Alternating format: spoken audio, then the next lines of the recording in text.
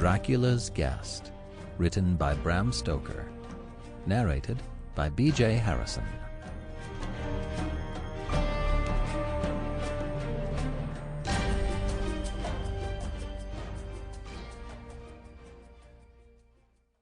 When we started for our drive, the sun was shining brightly on Munich, and the air was full of the joyousness of early summer.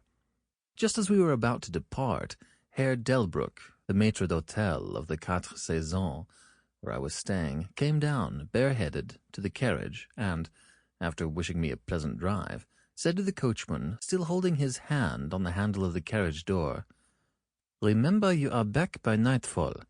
The sky looks bright, but there is a shiver in the north wind that says there may be a sudden storm, but I am sure you will not be late."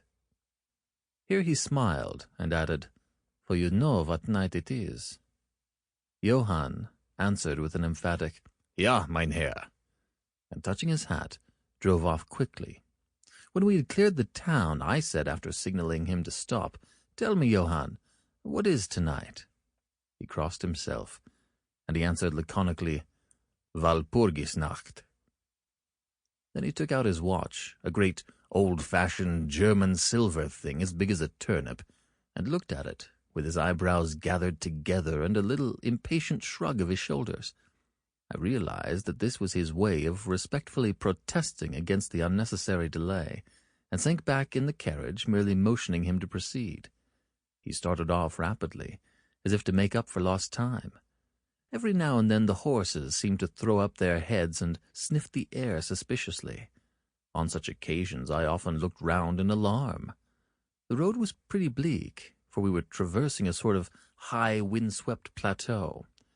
As we drove, I saw a road that looked but little used, and which seemed to dip through a little winding valley. It looked so inviting that, even at the risk of offending him, I called Johann to stop. And when he had pulled up, I told him I would like to drive down that road. He made all sorts of excuses and frequently crossed himself as he spoke. This somewhat piqued my curiosity, so I asked him various questions. He answered fencingly, and repeatedly looked at his watch in protest. Finally, I said, "Well, Johann, I want to go down this road. I shall not ask you to come unless you like, but tell me why you do not like to go. That is all I ask." For answer, he seemed to throw himself off the box, so quickly did he reach the... Sample complete. Ready to continue?